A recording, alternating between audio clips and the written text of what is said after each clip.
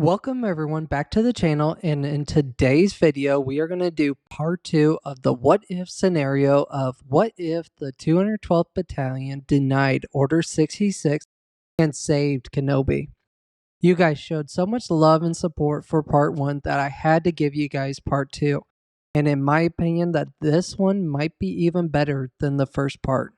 We begin with Obi-Wan and his cruiser en route to Bail Organa's location, as they have found Master Yoda.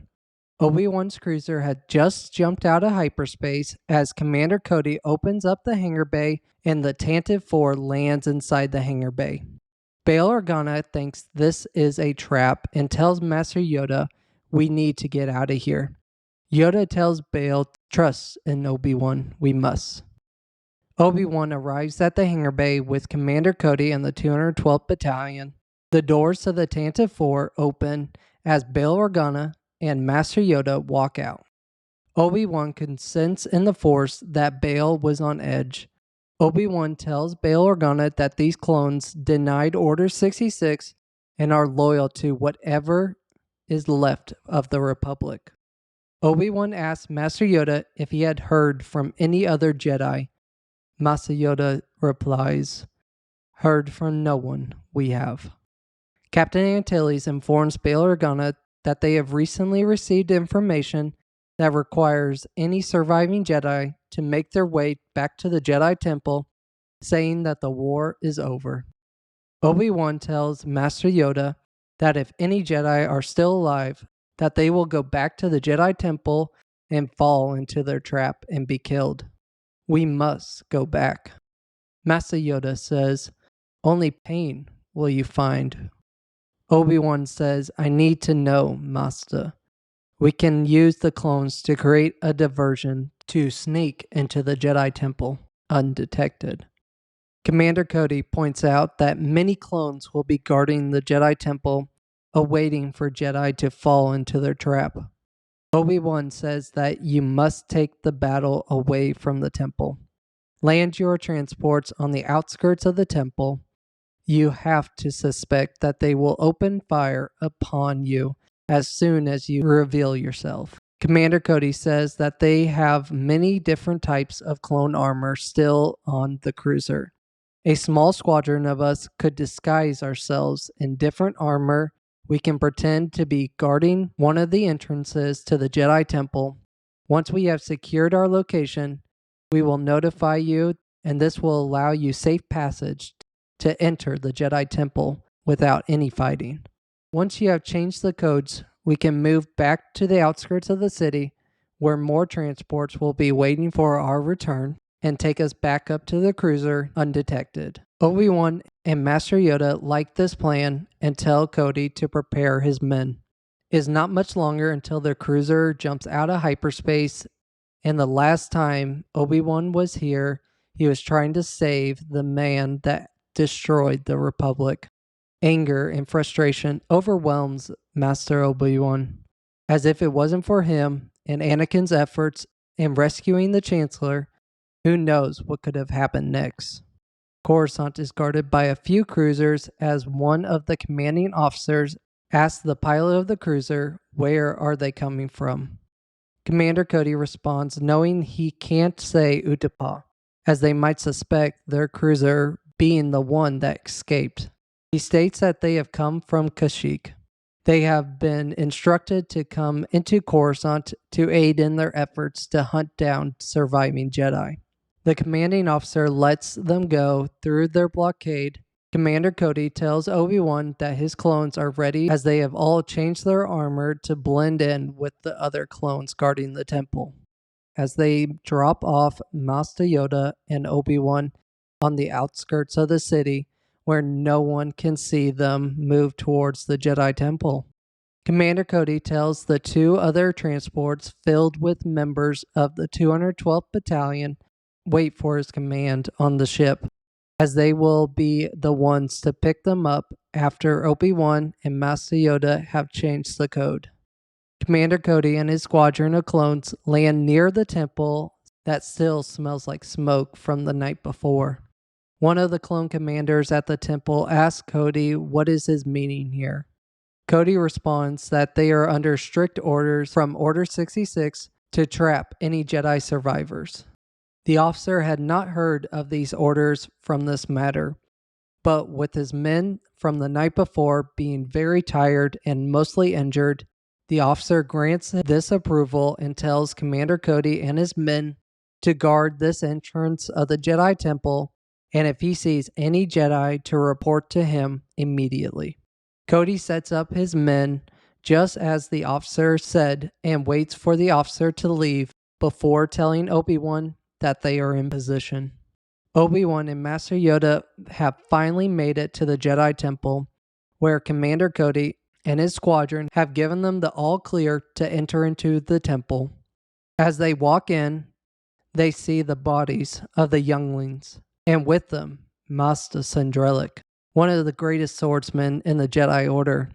He was Obi-Wan's lightsaber instructor, as well as many other Jedi Masters at the temple. Master Yoda points out Sandrellik's shoulder wound. However, this isn't from a blaster shot. It was from a lightsaber. Obi-Wan rose from the ground and said that he will find out who killed his friend. Master Yoda says, "No, already. You do." As the two Jedi move their way to the Holocron Center of the Jedi Temple, as Obi-Wan deactivates the code to warn all surviving Jedi to stay away, Obi-Wan then sees an internal security scan with footage of what truly happened. Master Yoda tells Obi-Wan, "Leave, we must, before discovered we are." As Obi-Wan replays the footage, he finally reveals the answer that feared him the most. His friend, student, and brother striking down Sandrellik's students and rising to his new master.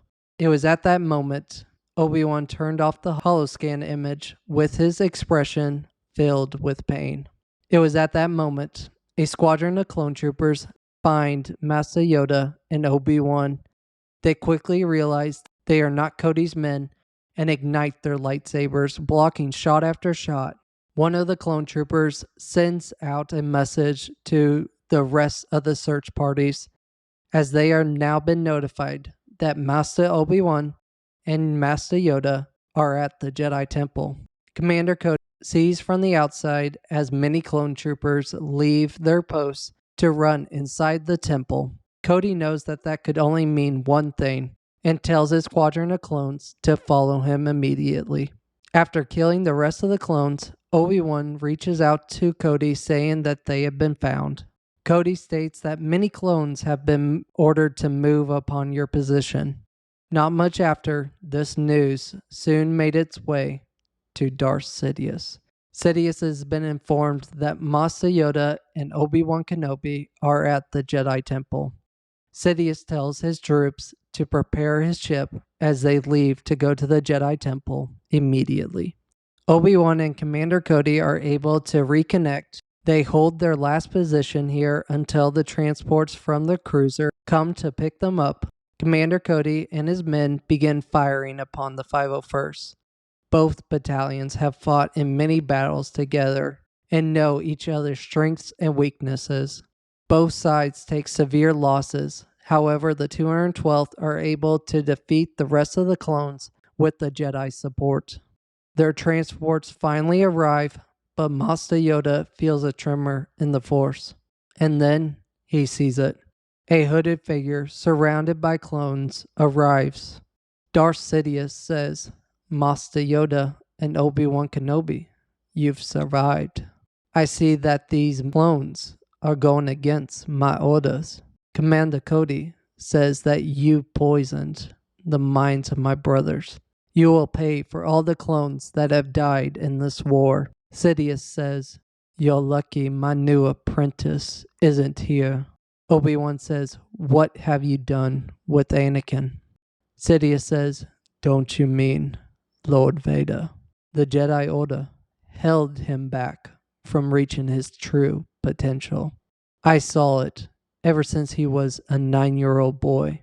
Obi-Wan says, "You twisted his mind, and now you must pay."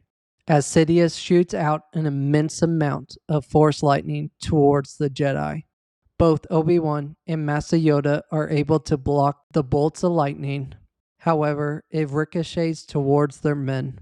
Many of the clones die to the lightning, and Obi-Wan sees Commander Cody lying on the ground, holding his hand against his chest. Master Yoda tells Obi-Wan, "Skywalker is your mission. Strong enough to face Sidious, you are not." Obi-Wan says that I won't leave you, Master. Yoda says, "Injured your men are. See each other soon, we will." They both pointed their lightsabers towards Sidious, shooting the lightning back towards him, knocking him to the ground momentarily.